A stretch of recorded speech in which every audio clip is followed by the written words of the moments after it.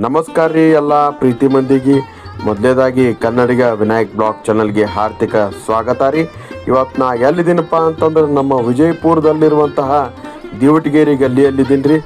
ಇಲ್ಲೇನದಲ್ಲ ಇವತ್ತೇನದಲ್ರಿ ಶ್ರೀ ನಂದ ಬಸವೇಶ್ವರ ಹಾಗೂ ಶ್ರೀ ಪವಾಡ ಬಸವೇಶ್ವರ ಜಾತ್ರಾ ಮಹೋತ್ಸವ ಅಂಗವಾಗಿ ಏನದಲ್ರಿ ಪ್ರತಿ ವರ್ಷದಂತೆ ಈ ವರ್ಷವೂ ಕೂಡ ಎಲ್ಲ ಭಕ್ತಾದಿಗಳು ಕೂಡಿಕೊಂಡು ಇವತ್ತೇನದಲ್ಲ ಇಲ್ಲಿ ಬಂದಂತಹ ನಂದಿಕೋಲ್ ಮತ್ತು ಅದರ ಜೊತೆ ಬಂದಂತಹ ಭಕ್ತಾದಿಗಳಿಗೆ ಅನ್ನ ಸಂತರ್ಪಣೆ ಕಾರ್ಯಕ್ರಮವನ್ನು ಹಮ್ಮಿಕೊಂಡಾರ್ರಿ.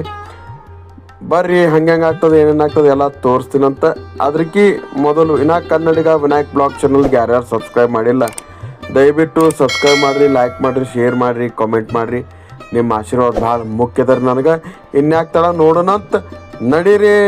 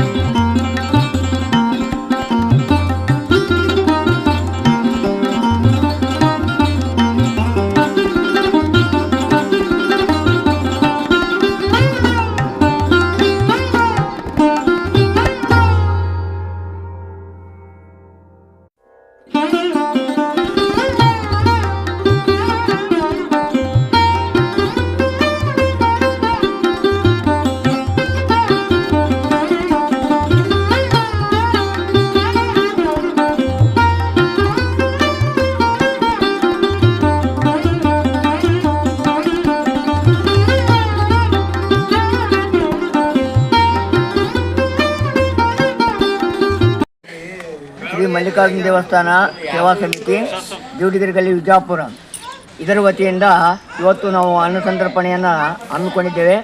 ಈ ಅನ್ನ ಸಂತರ್ಪಣೆಯ ಕಾರಣ ಅಂತಂದ್ರೆ ಇಬ್ರಾಹಿಂಪುರದಿಂದ ನಂದಬಸಪ್ಪ ಹಾಗೂ ಈ ಪೌಡಬಸಪ್ಪ ಇವರು ಇಬ್ಬರು ಸಹೋದರರು ಭೇಟಿಯಾಗಿ ಇಲ್ಲಿ ಬರೋದರಿಂದ ಅವರು ಇಬ್ರಾಹಿಂಪುರದಲ್ಲಿ ಸಾಕಷ್ಟು ಮಧ್ಯಾಹ್ನದಲ್ಲಿ ಬಿಟ್ಟು ಸಾಯಂಕಾಲ ರಾತ್ರಿ 12 ಗಂಟೆಗೆ ಹೋಗಿ ತಲುಪ್ತಾ ಇದ್ದಾರೆ.